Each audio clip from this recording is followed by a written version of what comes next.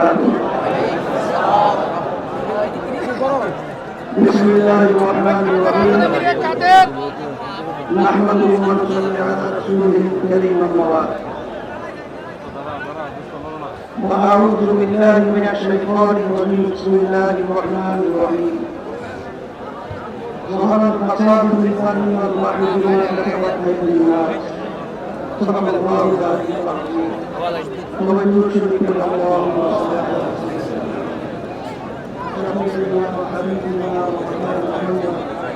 صلى الله عليه وعلى آله وصحبه.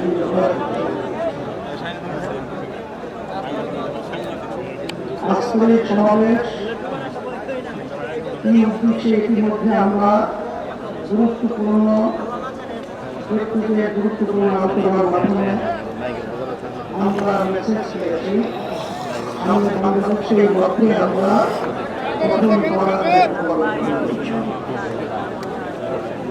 সংস্কার বিচার ও ক্রিয়া পদ্ধতিতে জাতীয় নির্বাচন আয়োজনের দাবি এবং দেশ ও ইসলাম বিরোধী সকল ষড়যন্ত্র ও চক্রান্তের বিরুদ্ধে বলে আয়োজিত ইসলামী আন্দোলন বাংলাদেশে আজকের এই মহাসমাবেশে উপস্থিত বিভিন্ন রাজনৈতিক দলের নেতৃবৃন্দ, ওলামায়ে কেরাম, সামাজিক বন্ধুগণ, শিক্ষাবিদ, বুদ্ধিজীবী ও প্রিয় দেশবাসী, সবাইকে আন্তরিক শুভেচ্ছা ও কৃতজ্ঞতা জানাচ্ছি।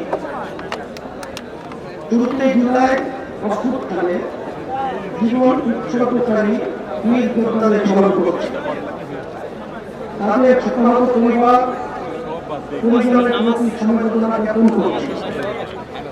আহত ক্ষতিগ্রস্ত সকলের প্রতি সম্মান ও কৃতজ্ঞতা জানাচ্ছে। 1947 সাল থেকে শুরু করে 1947 ও 1971 সকল যোদ্ধাদের প্রতি শ্রদ্ধা ও সম্মান প্রদর্শন করছে।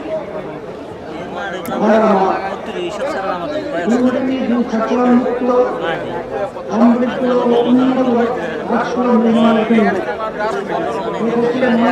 শত বছর ধরে আত্মত্যাগ করে যাচ্ছে। প্রতিষ্ঠার জন্য রক্তের নদের আপ্লেশ করে যাচ্ছে।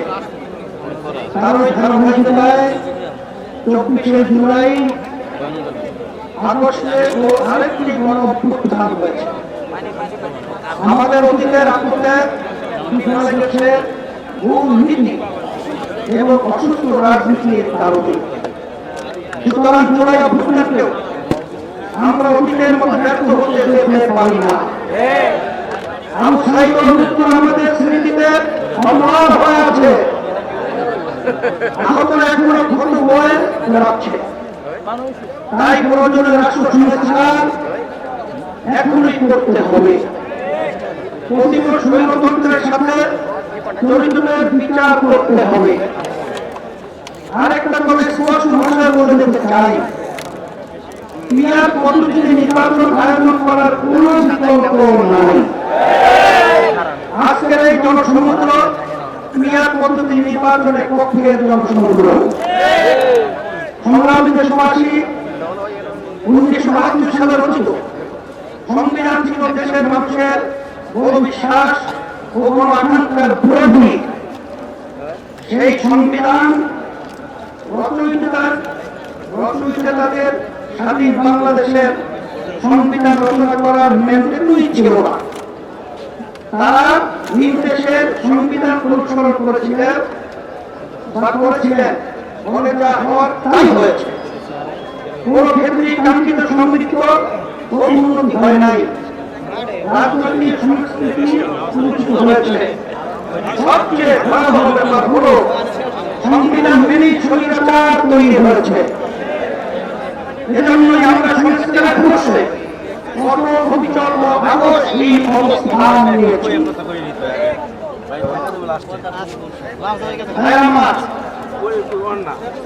জুলাই অভ্যুত্থানের প্রধান লক্ষ্য ছিল দেশকে স্বৈরাচারের হাত থেকে রক্ষা করা, 54 বছরের জনগণ জঞ্জাল দূর করা। অভ্যুত্থানের পর সংস্কার কমিশন গঠন করা হয়েছে। আমরা মতামত দিয়েছি, এখন সংস্কার নিয়ে দ্বিতীয় দফা আলোচনা করছে। আমরা লক্ষ্য করছি মৌলিক সংস্কারে কেউ কেউ বড়ই বসে করছেন। এটা জুনের সাথে বিশ্বাসঘাতকতা। স্বৈরাচার তৈরি রাস্তা খোলা রাখা যাবে না। সংস্কার না করে নির্বাচন আয়োজন করে দেশকে আবার আগের অবস্থায় নিয়ে যাওয়া যাবে না। রাষ্ট্রের দুর্নীতি সহ সংসদের উভয় পক্ষের মেয়াদ পদ্ধতি নির্বাচনের মতো বিষয় ঐক্যমত্য না হলে কোন ভোটের আয়োজন করতে হবে। ভাইরা আমার, কথিত ফ্যাসিস্ট জুলুমের রাষ্ট্র তৈরি করেছিল, হাজার হাজার মানুষকে খুন করেছে, বিলিয়ন বিলিয়ন টাকা দেশ থেকে চুরি করে নিয়ে গেছে, লাখো মানুষকে কারাবন্দী করেছে, কারাবন্দী করে মানুষের জীবন প্রতিষ্ঠ করেছে। আর 24 জুলাই তো প্রকাশ্যে গণহত্যা করেছে। ফলে তাদের কোনো ক্ষমা নাই। যারা সরাসরি ফৌজদারি অপরাধের সাথে জড়িত ছিল তাদের বিচার করতে হবে। যারা অপরাধের সহায়তা করেছে তাদেরও বিচার করতে হবে। বিচারের ক্ষেত্রে কিছুটা অগ্রগতি হলো। অতীত সরকারের অধিকাংশ মন্ত্রী, এমপি এবং নেতারা এখনো জেলের বাইরে। অনেকেই দেশের বাইরে থেকে উস্কানি নিয়ে যাচ্ছে।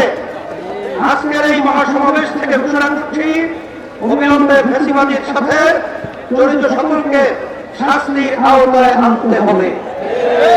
আর একটা কথা বলি, সুপ্রিম কোর্টে বিচারপতি নিয়োগ নিয়ে অতীতের মতোই বাতাসে নানা রকম কথা ভাসছে।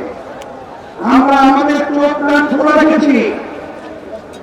যোগ্যদের বাদ দিয়ে যদি কথা কথিত সমাজবদ্ধ রাজনীতিবিদদের নিয়োগ নেওয়া হয়, তা কারোর জন্যই সুকুমার হবে না।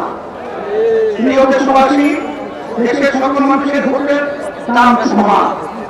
কারো ভোট যাতে অবমূল্যায়ন না হয় এই ব্যবস্থা করতে হবে। তাই আগামী নির্বাচন সংসদের উভয় পক্ষে অবশ্যই মেয়াদ পদ্ধতিতে নির্বাচন দিতে হবে। নির্বাচন সদস্য ভোট পাবে, সংসদে তাদের সেই অনুপাতে আসন থাকবে। এই পদ্ধতিতে রাষ্ট্র পরিচালনায় সকলের মতের প্রতিফলন ঘটবে। অনুবাদ জানে হওয়ার সুযোগ হবে না। এটা নীতির দাবি, এটা এখন জনগণের দাবি, দেশের অধিকাংশ রাজনৈতিক দলের দাবি, সকল ধর্মের মানুষের দাবি। আজকের এই মঞ্চ এটা আবার প্রমাণ করেছে। আমরা বারবার রক্ত দিয়েছি কিন্তু সফলতা পাই নাই। কারণ আমরা প্রতিবাদী নেতা ও নীতি বাছাই করতে ভুল করেছি। আমরা 54 বছরে অনেক দলকে দেশ শাসন করতে দেখেছি, কিন্তু ইসলামকে এখনো ক্ষমতায় নিতে পারি নাই। এবার ইসলাম পন্থীদের পক্ষের ব্যাপারে বড় প্রত্যাশা তৈরি হয়েছে। আমি শুরু থেকে ইসলাম পন্থী সকল ভোট 100 আনার কথা বলে আসছি। আগামী নির্বাচনে শুধু ইসলাম ধর্মই নয়, ইসলামী ধর্ম শুধু নয়, বরং দেশ প্রেমিক আর অনেক রাজনৈতিক দল এক বাক্সে নীতিতে আসতে পারে ইনশাআল্লাহ। যদি আমরা একত্রে নির্বাচন করতে পারি, যদি কার্যকর করে তুলতে পারি, তাহলে বাংলাদেশে ইসলামকে ফিরাই হবে প্রধান রাজনৈতিক শক্তি। রাষ্ট্র পরিচালনার দায়িত্ব আমাদের হাতে আসবে ইনশাআল্লাহ। প্রিয় দেশবাসী, অন্তর্বর্তীকালীন সরকার জুড়ে অভ্যুত্থানের ঘোষক এত জনসমর্থন নিয়ে আর কোন সরকার দায়িত্ব গ্রহণ করে নাই। আমরা নিঃস্বার্থভাবে এই সরকারের পাশে দাঁড়িয়েছি। সরকারকে বলবো, সংস্কার, বিচার ও সুষ্ঠু নির্বাচনের যে অঙ্গীকার নিয়ে আপনারা দায়িত্ব নিয়েছেন, সেই দায়িত্ব পালনের অঞ্চল থাকুন। কারো দ্বারা প্রভাবিত হয়ে লক্ষ্য থেকে বিচ্যুত হবেন না। নিরপেক্ষ থেকে দায়িত্ব পালন করুন। আমরা আপনাদের পাশে ছিলাম, আছি এবং থাকবো ইনশাআল্লাহ। প্রিয় ভাই আমার, আইন শৃঙ্খলা পরিস্থিতি, রাজনৈতিক চরিত্র চাঁদাবাজির ক্ষেত্রে অবস্থার এখনো কোনো পরিবর্তন হয় নাই। একটি দলের বিরুদ্ধে অভিযোগ উঠেছে, কারো নাম ধরে সমালোচনা করতে চাই না।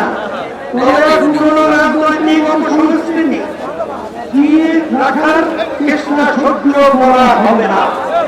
রাজনীতি নামে সন্ত্রাস, চাঁদাবাজিকে অবশ্যই প্রতিহত করতে হবে ইনশাআল্লাহ। ভাইরা আমার,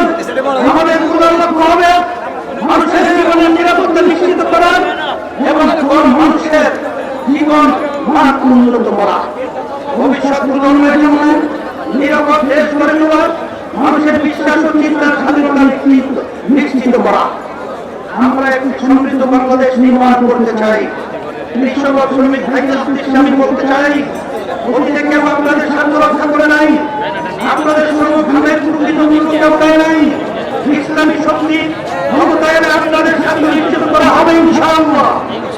ব্যবসায়ী ভাইদের উদ্দেশ্যে বলতে চাই, আপনাদেরকে পদে পদে চাঁদা দিতে হয়, প্রশাসনিক হয়রানির শিকার হতে হয়, বিদ্যুৎ জ্বালানি নিয়ে ভোগান্তির শিকার হতে হয়, ঋণ পাওয়া নিয়ে ব্যতিব্যস্ত হতে হয়। ইনশাআল্লাহ আমরা রাষ্ট্র পরিচালনার দায়িত্ব নিলে আগামী বাংলাদেশ হবে ব্যবসা বাংলাদেশ। তরুণদেরকে বলি, তোমরা আমাদের ভবিষ্যৎ, তোমাদের সম্ভাবনা কিসের জন্য আমরা আমি আমার প্রিয় তরুণ যুবকদের আশ্বাস করতে চাই, আগামী বাংলাদেশে কোনটাই হবে শক্তি ইসলামী আন্দোলন বাংলাদেশ তার ব্যবস্থা করবে ইনশাআল্লাহ। তোমাদের জীবনে প্রথম বৈঠক সত্যের পক্ষে, কল্যাণের পক্ষে, ইসলামের পক্ষে যদি তোমরা এটা করতে পারো, এদেশকে আমরা গড়ে তুলবই ইনশাআল্লাহ। আমাদেরকে কেউ দমাতে পারবে না ইনশাআল্লাহ। আমরা কথা দিচ্ছি, আমাদেরকে দায়িত্ব দিলে দুর্নীতির দুঃশাসন মুক্ত একটি সমৃদ্ধ বাংলাদেশ তোমাদের উপহার দেব ইনশাআল্লাহ। প্রবাসী ভাইদের উদ্দেশ্যে আমি বলতে চাই, আপনারা এই দেশের অর্থনীতির অন্যতম প্রধান শক্তি, আপনারা আমাদের প্রেরণা, আপনারা ভিআইপি।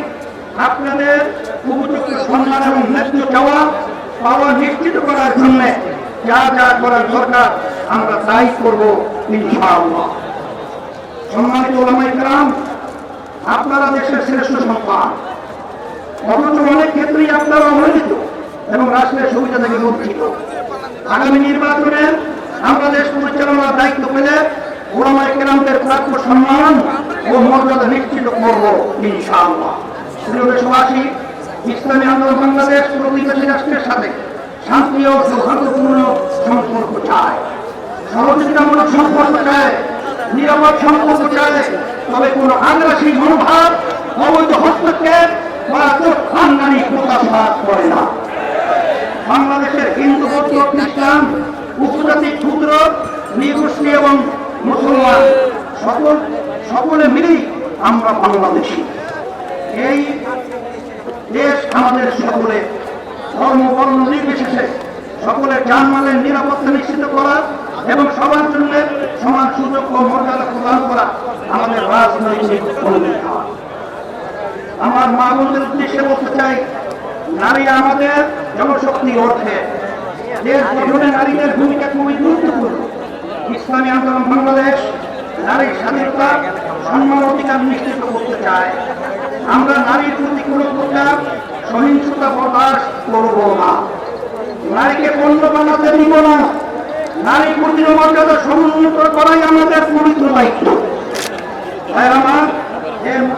এই মহাসমাবেশ থেকে আমরা ফিলিস্তিনি জনতাগুলি সমর্থন ঘোষণা করছি। প্রথম কিবলা বাইতুল মুকাদ্দাসে মুক্তি সরকারি ফিলিস্তিন রাষ্ট্র প্রতিষ্ঠার জন্য সব মুসলিম দেশের রাষ্ট্রপ্রধানদের কার্যকর উদ্যোগ নেওয়া জোর দাবি জানাচ্ছি।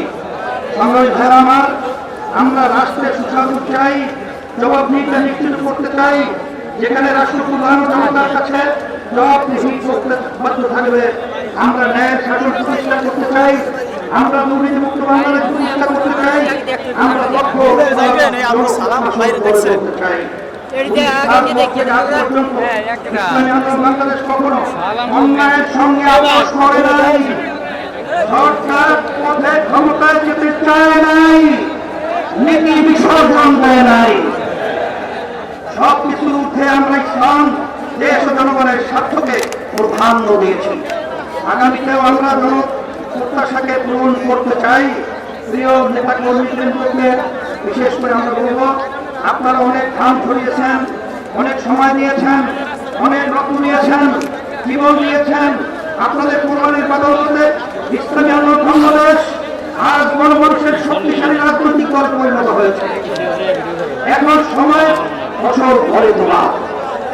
সুতরাং মহাসমাবেশ থেকে ফিরে গিয়ে কমিটিগুলোকে আরো সব নিয়োগ করুন। গ্রাম মহল্লা কমিটি গঠন করুন, সকল ভোটারের কাছে গিয়ে দাওয়াত দিন। তাদের সামনে ইসলামের সৌন্দর্য শীর্ষক তুলে ধরুন, সকল ধর্ম মত ও